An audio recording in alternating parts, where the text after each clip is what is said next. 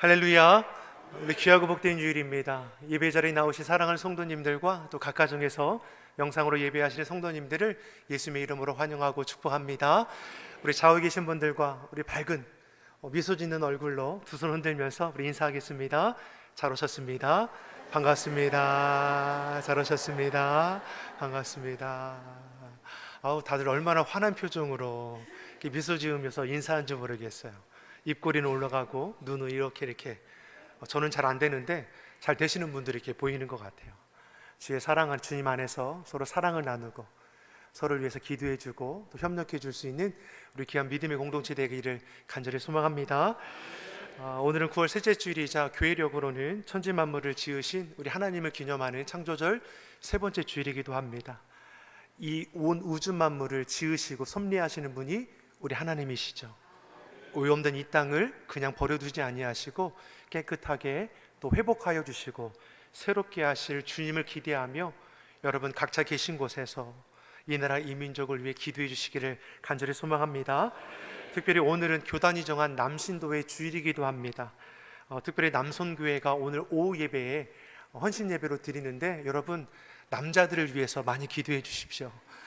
우리 남편들, 우리 아들놈들 남자들을 위해서 기도해 주셔서 정말 이 힘든 이 시대 아닙니까? 신앙이 흔들리는 이 시대에도 내 남편이, 내 자식이, 우리 자녀들이 정말 주님 안에서 그 신앙의 삶을 제대로 세워갈 수 있도록 여러분 꼭 기도해 주시고 또 오후 예배도 원로 목사님께서 또 은혜의 말씀 나눠주시니까요 기도해 주시고 또 참여해 주시기 바랍니다. 계속해서 9월은 우리 교회 연결된 선교지와 또 선교사님들의 사역을 위해서 함께 기도하고 있습니다. 하루에 한 번씩 꼭 1분 이상 주보 3면을 보시면 잘 이름이 기록되어 있고 오후 가시면서 로비를 보시면 선교 현황 게시판이 있으니까요 읽어보시는 것만으로도 또 기도가 될 줄 믿습니다. 저와 여러분들도 기도하는 선교사 또 후원하는 선교사로의 사명을 온전히 감당할 수 있기를 바랍니다. 그 마음으로 우리 곁에 계신 분들과 다시 한번 인사하겠습니다. 하나님께서 지키시고 도우십니다. 하나님께서 지키시고 도우십니다. 아멘이시죠? 하나님께서 지키시고 도우심을 믿습니다. 이 나라를 지켜주시고 우리 가정도 산업도 지켜주시고 우리 생명도 우리 가정도 우리 자녀들도 우리 하나님께서 꼭 기억하시고 돌보아 주시고 인도하심을 믿습니다. 우리 시원성 찬양대가 찬양했던 것처럼 우리만 만져주시고 치유하여 주시고 새롭게 하시고 회복해 하시는 주님을 높여 찬양하는 이 시간이 되기를 간절히 소망합니다. 예수님께서 이 땅에 오신 이유가 어디에 있는지를 밝혀주셨습니다. 인자가 온 것은 섬김을 받으려 함이 아니라 도리어 섬기려 하고 자기 목숨을 많은 사람들을 위한 대속물로 주기 위함이었다라고 말씀하시죠. 육신을 입고 이 땅에 오신 것은 우리 죄를 사하여 주기 위해서 자신의 생명을 내어주기 위해 이 땅 가운데 오셨습니다. 죄인들의 친구가 되어주셨죠. 마음이 완악하고 강팍한 자일지라도 주님은 포기하지 아니하시고 서기관들과 바리새인들을 책망하신 이유도 무엇입니까? 죄된 자리를 고집하다가 심판과 저주의 그 자리에 나가지 말고 돌이켜서 하나님 품으로 돌아오라는 것이죠. 그래서 많은 영혼들이 모든 주의 백성들이 구원받기를 원하시는 것이 주의 마음임을 우리가 알 수 있습니다. 그러니 예수님께서 서기관들과 바리새인들에게 7번씩이나 화 있을지어 책망하신 이유는 그 다음에 예루살렘아 예루살렘아 한탄하며 구원받기를 원하시는 그 소망의 마음이 있음을 우리가 알 수 있는 것이죠. 이러한 외침에도 불구하고 죄된 자리를 끝까지 고집하면 어떻게 됩니까? 마태복음 23장 38절에 보라 너희 집이 황폐하게 되어버린다라는 것이죠. 죄를 꺾지 않으면 죄된 자리를 돌이키지 않으면 심판과 저주를 피할 길이 없는 것입니다. 그러니 오늘 본문의 말씀 우리가 읽지 않았지만 우리 1절과 2절의 말씀을 우리 같이 한번 읽어보겠습니다. 1절 2절 무엇이라 말씀합니까? 예수께서 성전에서 나와서 가실 때에 제자들이 성전 건물들을 가리켜 보이려고 나아오니 대답하여 가라사대 너희가 이 모든 것을 보지 못하느냐? 내가 진실로 너희에게 이르노니 돌 하나도 돌 위에 남지 않고 다 무너뜨리우리라. 아멘. 예수님께서 성전에 나오셨죠. 나와서 가셨다라고 했습니다. 다시 말해 예수님께서 성전을 떠나셨습니다. 예수님은 성전의 주인이 되시죠. 성전의 주인 되시는 예수님께서 성전을 지금 떠나가시고 계시죠. 떠나시는 예수님께서 예루살렘 성전을 향해서 무엇이라고 말씀합니까? 황폐하게 될 것을 예고하시죠.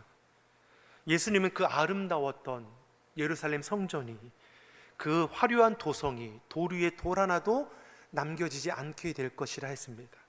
실제로 주 70년의 이스라엘 역사에 이와 같은 일이 일어나게 되는 것이죠.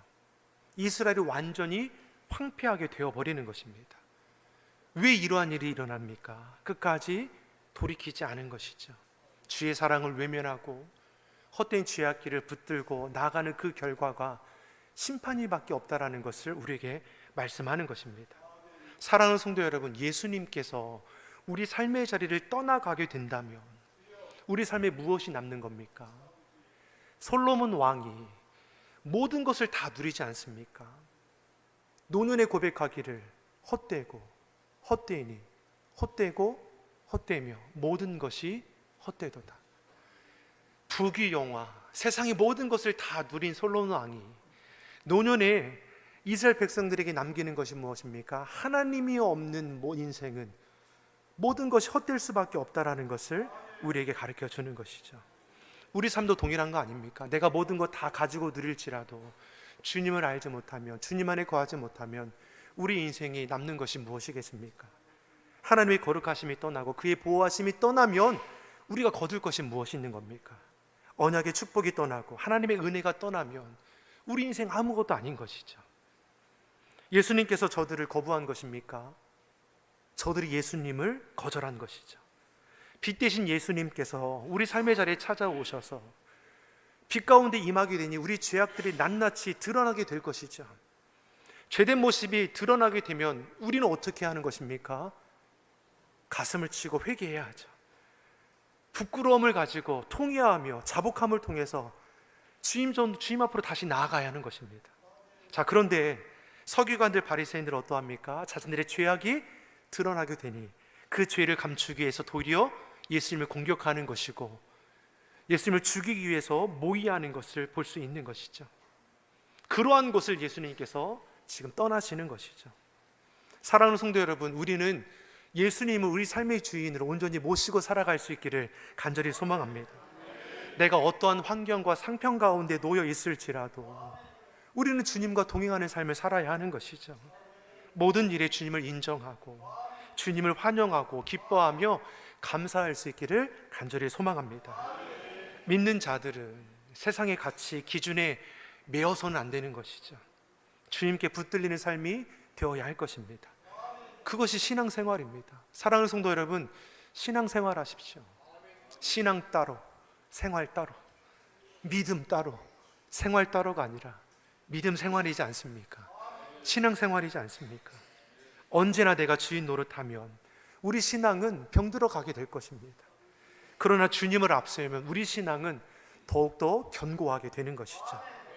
그러므로 모든 경우에 주님을 우리 삶의 자리에 모시고 늘 기뻐하고 사모하고 영접하고 믿고 따르는 신실한 주의 성도가 되기를 예수님의 이름으로 축원합니다. 예수님께서 성전에 나와서 3절의 말씀을 보니까 감람산 위에 앉으셨다라고 했습니다. 이곳에 앉으니까 예루살렘 성전이 훤히 보이죠. 거기에 앉아서 성전을 내려다보고 계시는 겁니다. 이때 제자들이 예수님께 종용이 묻는 것이 무엇입니까? 우리 본문 3절의 말씀을 같이 읽어보겠습니다. 3절입니다. 예수께서 감람산 위에 앉으셨을 때에 제자들이 종용이 와서 가로되 우리에게 이르소서 어느 때에 이런 일이 있겠사오며 또 주의 임하심과 세상 끝에는 무슨 징조가 있사오리까. 아멘. 앞서 예수님께서 예루살렘 성전을 향해서 돌 하나도 돌 위에 남지 않고 다 무너지게 될 것을 예고하셨기 때문에 제자들이 묻는 것이죠. 그때가 언제입니까? 그때가 언제고 그날에 일어날 징조는 무엇입니까? 예수님께 때와 징조에 대해서 묻고 있는 것을 볼 수 있습니다. 예수님께서는 이 마태복음 24장 36절에 보면 이거에 대해서 이렇게 답을 해주셨습니다. 36절의 말씀을 우리 같이 한번 읽어보겠습니다. 그러나 그 날과 때는 아무도 모르나니 하늘의 천사들도 아들도 모르고 오직 아버지만 아시느니라. 자, 종말의 때, 마지막 때는 어떻습니까? 하나님께서 감추어 두셨죠. 누구만 아십니까? 오직 하나님만 아시죠. 그러니 이 시대의 마지막의 때에 대해서 휴거니 종말의 날이라고 구체적으로 말하는 이들이 있다면 여러분 경계하시기 바랍니다. 사절의 말씀처럼 사람이 미혹을 받지 않도록 주의하라고 우리에게 거듭 말씀해 주는 것이죠. 두 종류의 이단이 있습니다. 첫째로 주님이 오시는 날을 정하는 이단들이 있죠. 몇 년, 몇 월, 며칠에 온다라고 말하는 사람들, 악한 영에 붙들리는 자들인 것이죠. 왜냐하면 성경은 그렇게 말한 적이 없기 때문입니다. 둘째로 이와 반대로 마지막 때는 없다, 주님의 재림의 날은 없다라고 말하는 이단들이 있죠. 어찌 보면 이들은 앞선 이단보다 더욱더 악한 이단이라고 볼 수 있습니다. 왜 그렇습니까? 우리는 다시 오실 주님을 소망하며 오늘 하루도 그 믿음 가운데 살아가는 자들이기 때문이죠. 하나님의 때는 아무도 모르죠. 다만 예수님은 징조를 통해서 그날이 가까웠음에 대해서는 우리에게 가르쳐 주십니다. 이 징조를 가르쳐 주시는 이유가 무엇입니까? 그날이 임박했음을 너희가 알고 준비하여 주님을 맞이하라는 것이죠. 그 날이, 주의 날이 밤에 도적같이 임하게 될 것이니 그날을 너희가 깨어서 기다리라는 것입니다. 오늘일지 내일일지 주님 언제 오실지 우리는 알지 못합니다. 주님이 어쩌면 이 예배하는 도중에 오실 수 있는 거 아닙니까? 오늘 밤에라도 오시는 수 있지 않습니까? 내일 아침에라도. 우리 성도님들 원하지 않으시죠? 뭐 그렇게 일찍 오십니까? 조금만 더 기다렸다가, 그런 마음이 우리 안에 있죠. 다만 그날이 가까웠다라는 것만 우리가 알죠. 시험을 준비하는 우리 학생들을 볼 때 어떠합니까? 시험을 철저히 준비한 학생은 시험 보는 날을 두려워하겠습니까? 두려워하지 않죠. 왜 그렇습니까? 이미 준비를 다 했기 때문에 시험 보는 날은 무슨 날이 됩니까? 내 실력을 뽐낼 수 있는, 증명할 수 있는 날이 되는 것이죠. 근데 반대로 준비하지 않은 학생이라면 시험 날이 가까우면 가까울수록 불안하고 걱정이 되지 않겠습니까? 그날에 무슨 일이 있어서 시험이 취소되기를 바라는 마음도 일어나지 않겠습니까? 여러분, 이 땅에 이 말 하나님의 때도 마찬가지죠. 준비한 자들은 그날이 오늘일지라도 두려워하지 않습니다. 하지만 준비되지 않으니 하나님, 오늘은 아니죠, 내 생애는 아니죠, 이런 마음을 우리가 품게 되는 것이죠. 우리는 그때와 시는 알지 못합니다. 우리가 아는 것은 그날이 임박했다라는 것이고, 임박한 그날에 하나님께서 징조를 우리에게 보이심을 통해서 깨어 준비하는 신앙이 될 것을 우리에게 가르쳐 주는 것이죠. 오늘 말씀 5절 이하의 말씀을 보면 세상 끝의 징조, 이제 마지막 날에 임할 그 징조가 어떠하신지를 우리에게 가르쳐 주는 것이죠. 우리 5절의 말씀을 한번 같이 한번 보겠습니다. 그날에 어떤 일이 일어납니까? 같이 보겠습니다. 많은 사람이 내 이름으로 와서 이르되 나는 그리스도라 하여 많은 사람을 미혹해 하리라. 아멘. 자, 세상 끝의 징조가 무엇입니까? 거짓 그리스도가 미혹한다는 것이죠. 많은 사람이 내 이름으로 와서 미혹한다는 겁니다. 재림주라고 속이는 것이죠. 내가 재림주라고 얘기하는 이단들이 이 시대에 얼마나 많이 있습니까? 마지막 때 이러한 사람들이 많이 나타날 것을 성경이 우리에게 가르쳐 줍니다. 자, 문제는 자칭 예수라는 사람들의 그 미혹의 말에 속아 넘어가는 자들이 많다라는 것이죠. 이 시대에 얼마나 많은 이단이 있고 그 이단에 붙들려서 인생이 파괴되고 가정이 무너지는 일들이 얼마나 많이 일어나고 있습니까? 자, 그러면 예수님을 모르는 자들이 미혹되어 넘어지는 겁니까? 아니더라고요. 오히려 예수님 믿는 자들이, 지의 사명을 감당하는 자들이, 심지어 목회자까지도 헛된 미혹에 넘어가는 일들이 이 시대에 일어나고 있습니다. 이처럼 말세에는 무엇입니까? 미혹의 영이 가득한 것입니다. 이단은 예수 믿지 않는 자들이 따라가는 것이 아니라 믿는 자들이 유혹되어서 넘어지고 있다는 것이죠. 그 이유가 무엇입니까? 잘 믿는 자들이 왜 헛된 것에 미혹해서 죄악된 길을 걸어갑니까? 그 믿음이 흔들리기 때문입니다. 예수님 믿어 구원받아 하나님의 자녀가 된 이 정체성이 그 미혹의 말에 흔들리고 넘어지기 때문인 것이죠. 은혜 위에, 믿음 위에 더할 것이 있습니까? 아무것도 없다라고 했습니다. 여기에는 다른 조건이 없습니다.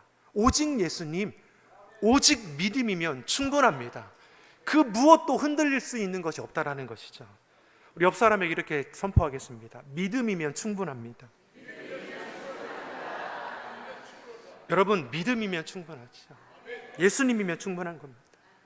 우리가 연초에 지구역장 수련회에서 마지막 날에 한국 기독교 순교자 기념관에 방문했었습니다. 그곳에서 주님을 위해 생명을 다해 복음 전하는 순교자들의 그 이름과 그 삶이 기록되어 있었습니다.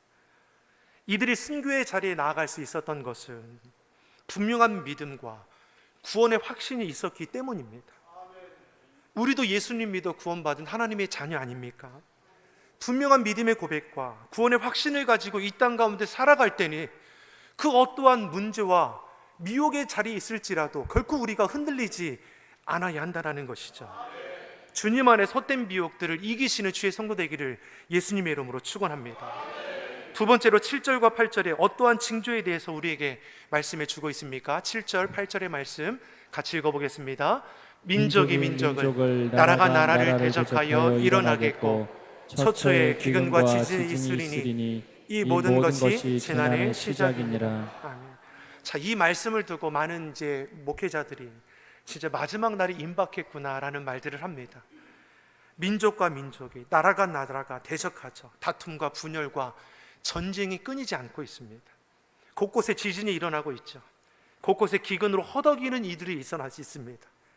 갈수록 지진의 빈도수가 높아져 가지 않습니까? 그 피해가 점점 커져가고 있습니다. 또한 각종 기상이변과 자연재해 등으로 인한 악재들로 인해 어려움 당하는 이들이 넘쳐나고 있죠. 전쟁의 소지 끊이지 않고 지진의 피해가 갈수록 커지고 먹을 양식도 부족해지고 있죠. 이것이 마지막 때 일어날 징조라고 우리에게 가르쳐 주시고 이 모든 것이 끝이 아니라 재난의 시작이라고 우리에게 말씀해 주고 있는 것입니다. 사랑 성도 여러분, 그러기 우리가 어떻습니까? 시대의 어려움을 보고 분별해야 하는 것이죠. 우리가 깨어 있어야 하는 이유가 여기 있는 것입니다. 주의 약속의 말씀을 붙들어야 할 이유가 여기 있는 것이죠. 세 번째로 재난의 징조에 대해서 무엇을 말씀합니까? 9절의 말씀을 우리 같이 한번 읽어보겠습니다. 9절입니다. 그때에 사람들이 너희를 환난에 넘겨주겠으며 너희를 죽이리니 너희가 내 이름을 위하여 모든 민족에게 미움을 받으리라. 아멘. 자, 예수님 믿는다는 이유로 미움을 받는 일들이 일어나게 되는 것이죠. 이것도 재난의 징조라고 주님이 가르쳐주고 계십니다. 사랑하는 성도 여러분, 내가 무엇을 잘못해서 미움과 환난을 받는 것이 아니라 내가 예수님을 믿는다는 이유로 주님의 그 사명을 감당한다는 그 이유만으로도 세상으로부터 미움을, 환난을 받게 된다는 겁니다. 지금도 세계 곳곳에서 예수님 믿는 자들이 박해를 받죠. 죽음을 당하는 나라도 있습니다. 그날에는 더욱더 극심해질 것이죠. 뿐만 아니라 10절 이하의 말씀을 보면 그때에 많은 사람들이 시험에 빠지게 되고 서로 잡아서 서로 미워한다라고 말씀하고 있습니다. 외부적인 핍박만이 있는 것이 아니라 내부적인 박해도 일어날 수 있다라는 것이죠. 믿음을 잃게 되니 서로가 서로를 사랑과 긍휼로 돌아보는 것이 아니라 판단하고 재단하고 정죄하고 미워하고 다투고 고발하고 이러한 일들이 신앙 안에서도 일어날 수 있다라는 것이죠. 동시에 거짓된 자들이 득실거리게 됩니다. 기성교회를 무너뜨리기 위해 비판하고 믿는 자들을 충동질하는 일들이 일어나죠. 교회를 무너뜨리고 파괴하고자 하는 것이죠. 물론 잘못된 모습이 있어서 비난받기도 하지만 아무 이유 없이 교회라는 이유 때문에, 그리스도인이라는 이유 때문에 어려움을 당할 수 있다는 것이죠. 이러한 시대를 우리가 살아갑니다. 여러분, 이러한 시대를 우리가 살아갑니다. 정말 마지막 때인 것 같지 않습니까? 이 말씀을 보니까 전쟁과 지진과 기근이 그치지 않고 핍박과 미혹과 이단들이 득실거리죠. 우리 안에서도 서로가 미워하고 다투는 일들이 일어나게 됩니다. 그럼에도 우리에게 이러한 말씀을 주시는 것이지, 그날이 이제 얼마 안 남았으니까 내 마음대로 흥청망청 살다가 그렇게 인생을 마치라는 것이 아니라, 그럼에도 우리가 붙들고 의지할 것이 무엇이냐? 오직 예수님임을 우리에게 가르쳐 주는 것이죠. 그럼에도 주님 안에서 사랑하고 용납해주고 이해해주고 돌보아주는 신앙의 공동체를 이루어 갈 것을 우리에게 말씀하는 것이죠. 사랑하는 성도 여러분, 교회를 위해서 기도해 주십시오. 연약한 주의 성도들을 위해서, 주의 종들을 위해서 기도해 주십시오. 내가 속한 구역들, 위원회들, 부서들, 선교회를 위해서도 여러분 기도해 주시기 바랍니다. 내가 할 수 있는 것으로 주의 몸된 교회를 바르게 세워갈 뿐만 아니라 내가 어느 곳 어느 자리에 있든지 믿음 지킬 수 있는 주의 성도 되기를 예수님의 이름으로 축원합니다. 왜 이처럼 예수님은 세상 끝날의 징조를 우리에게 지금 가르쳐 주고 계십니까? 징조를 알고 바르게 준비해서 마지막 때에 승리하는 주의 성도가 되라는 것입니다. 깨어있는 자가 되라고 말씀하죠. 기름 등불을 준비한 신부처럼 정결하고 슬기로워야 하는 것입니다. 무엇보다 시대를 분별하여 어려움 가운데서도 우리가 인내할 수 있는 그런 믿음의 소유자가 되어야 하는 것이죠. 10절에서 13절의 말씀 우리 같이 한번 읽어보겠습니다. 10절에서 13절의 말씀입니다. 그때 많은 사람이 시험에 빠져 서로 잡아주고 서로 미워하겠으며 거짓 선지자가 많이 일어나 많은 사람을 미혹하게 하겠으며 불법이 성함으로 많은 사람의 사랑이 식어지리라. 그러나 끝까지 견디는 자는 구원을 얻으리라. 아멘. 자, 마지막 때가 임하면 임할수록 악은 더욱더 득세하는 것 같죠. 많은 자들이 시험에 빠지고 서로 잡아주고 미워합니다. 거짓 선지자들이 많이 일어나서 우리를 무너지게 하고 불법이 성행하게 되고 서로 사랑이 식어지게 다툼과 분열이 일어나게 되는 것입니다. 그러나 끝까지 견디는 자는 구원을 얻으리라. 우리에게 무엇을 말씀합니까? 견뎌내라는 것이죠. 견뎌내십시오. 너희가 환난을 당하나 담대하라. 내가 세상을 이기었노라. 어려움은 누구에게나 다 찾아오지 않습니까? 세상 사람들, 주님을 알지 못하는 자들, 믿음 없는 자들은 어려움만 보니까 이 어려움에 짓눌려서 두려워하죠. 낙심하고 좌절하게 되는 겁니다. 그러나 믿는 자들은 어려움 가운데서도 주님을 바라볼 줄 아는 것이죠. 고난이 끝이 아니라 고난 너머에 주의 은혜와 결실이 있다는 것을 우리가 알기 때문에 견디며 버틸 수 있는 것입니다. 코로나는 어려움이 아직도 벗어나지 못했죠. 하지만 극심했던 그때가 지나고 나니까 정말 이겨내는구나, 견디어내는구나. 여전히 우리가 회복되어야 할 삶의 여러 문제들이 있지만 지금까지도 하나님께서 견디고 이겨내게 하신 것처럼 그 어려움의 문제까지도 하나님께서는 우리로 이겨내고 견뎌낼 수 있도록 이끌어 가실 줄 믿습니다. 재난의 징조 앞에 우리가 두려워할 것이 아니라 도리어 임재하실 예수님을 기대하며 하루하루 소망 가운데 살아갈 수 있기를 예수님의 이름으로 소망합니다. 마지막 14절의 말씀이 우리에게 뭘 말씀했습니까? 14절의 말씀 같이 읽어보겠습니다. 이 천국 복음이 모든 민족에게 증거되기 위하여 온 세상이 전파되리니 그제야 끝이 오리라. 아멘. 우리가 감당해야 할 마지막까지 사명이 무엇입니까? 영혼 구원. 복음 전도임을 우리에게 분명히 말씀하죠. 너는 말씀을 전파하라. 때를 얻든지 못 얻든지 항상 주의 일에 힘쓰라고 했습니다. 우리는 하루하루 바쁘게 살아갑니다. 근데 바쁘게 살아가는 그 이유가 어디 있는지 여러분 점검해 보시기 바랍니다. 우리가 주의 일을 감당하는 일에 바빠지는 일들이 많아지기를 간절히 소망합니다. 주의 뜻을 합심하여 지켜 행하는 일에 우리가 조금 더 열심하고 바쁠 수 있었으면 좋겠습니다. 하나님을 위해서 내 시간을 내어드리고 내 물질을 드리는 것이 무엇과 비길 수 없는 값진 시간이고 값진 재물이 될 수 있기를 간절히 바랍니다. 지금은 분명 미혹의 시대입니다. 악한 영, 미혹의 영이 우리의 믿음과 신앙을 흔들어 두고 있습니다. 이러한 시대에 참된 가치를 붙들고 주의 말씀에 참여하는 자들이 되어야 하는 것이죠. 여러분, 우리에게 있는 시간이 그렇게 길지 않습니까? 여러분, 천년만년 살 것 같습니까? 여러분, 여기 이 자리에 웬만한 분들은 50년 지나면 없으실 거예요. 죄송한 말씀이지만 저는 힘들 것 같아요. 우리의 시간이 길지 않습니다. 주님 앞에 결산할 날이 금세 찾아올 것이죠. 이때 우리가 주님 앞에 착하고 충성된 종이라 인정을 받고 주님을 기쁘시게 하는, 부끄럽지 않은 신실한 주의 성도가 되기를 예수님의 이름으로 축원합니다. 기도하겠습니다. 좋으신 아버지 하나님, 악한 이 시대에 하나님의 자녀답게 우리가 구별되게 살아가게 하여 주시옵소서. 시대를 분별하는 지혜를 주시고 사단 마귀 괴계는 물리치게 하시며 하나님 말씀에 순종하여 이 땅 가운데 주의 뜻을 이루어 가게 하여 주시옵소서. 헛된 미혹, 거짓된 우상을 우리가 벗어버리게 하여 주시고 오직 하나님께만 마음을 쏟는 주의 신실한 성도들이 되게 하여 주시옵소서. 감사드리며 예수님의 이름으로 기도드립니다. 아멘.